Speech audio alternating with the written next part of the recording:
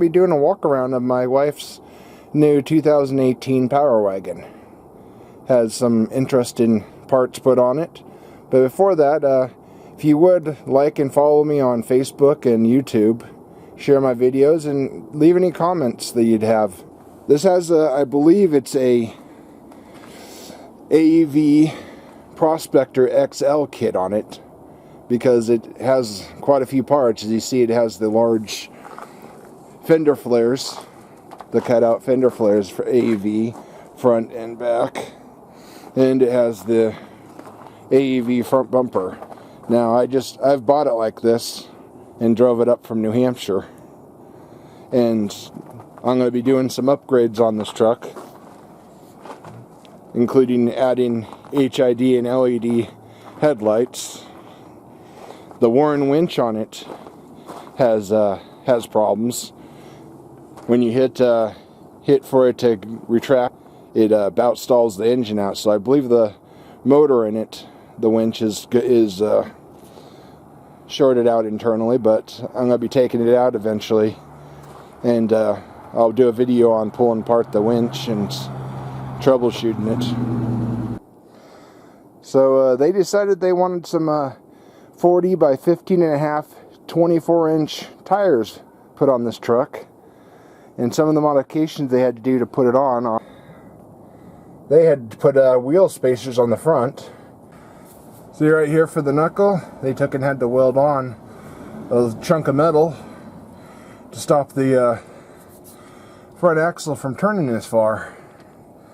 Like I said, some interesting things, interesting parts. They installed an AEV steering arm, but the thing I find weird is that, see the weld they put on the nut, on both nuts? I guess they're assuming it's never going to need to adjust again in its life. And another thing is, alright, here's the steering box. See the extra set of hoses coming out of it? Coming down to the cylinder. It has hydraulic steer.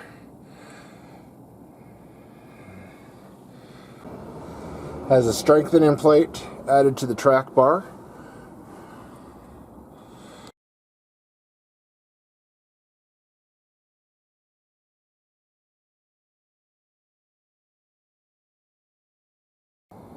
It has I believe a 3-inch lift.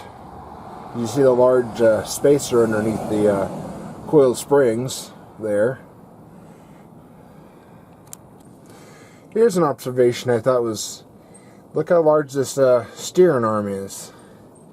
I don't know if it's factory or if it's aftermarket from AEV, but then it comes down to a tiny, I don't know, just that joint looks so much smaller than if you look at the bar.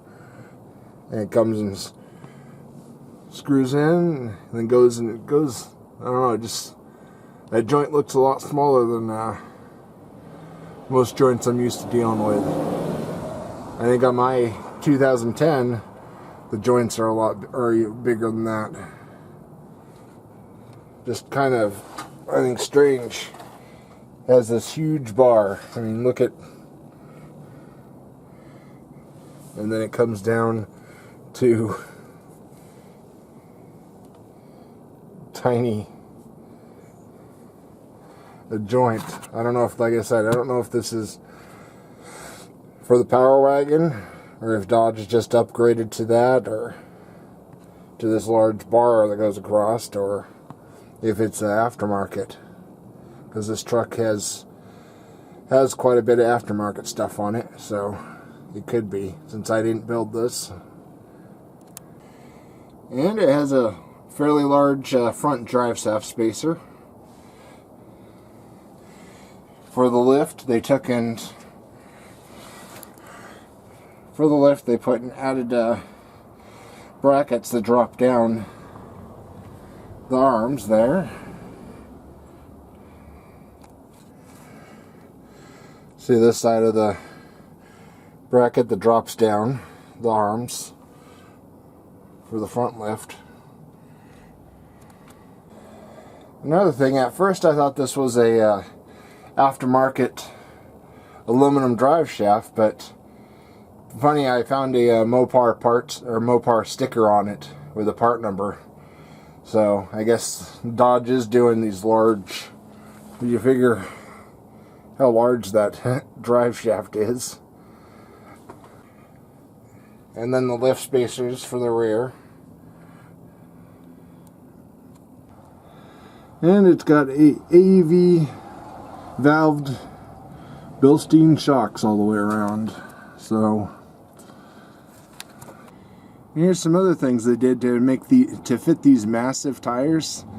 They had even the AEV kit that they bought, which I read online, they are capable of doing up to 40-inch tires, but it must not be perfect because they had to take and cut out the, if you see here, see the rough cutting there they did of the wheel well liner, the AEV sends with it. They had to cut that out, and still it was rubbing because I had to take and put some zip ties on the wheel well liner so it wouldn't rub so bad. There's lots just to fit these massive rims and tires, and I'm not sure if the wife's gonna keep them or she's actually amazing enough growing a liking to them. I personally don't like putting, I mean, they're 24-inch rims. They're heavy as fuck, heavy as hell, compared to like even my Blazer, which has 38 with 18-inch rims. These are just hugely heavy compared to those because these big ass rims. I'm not real fond of them because there's not, in my opinion, there's not enough sidewall. At least if you want to do some real off-roading, or even where up here in Alaska, I prefer a little bit more sidewall, which helps protect the rims from things up here, the deep snow and snow berms and all that. But we'll see what she does, if she wants to go with these rims or change over to something slightly smaller. Well, hopefully a lot smaller in the rim department, but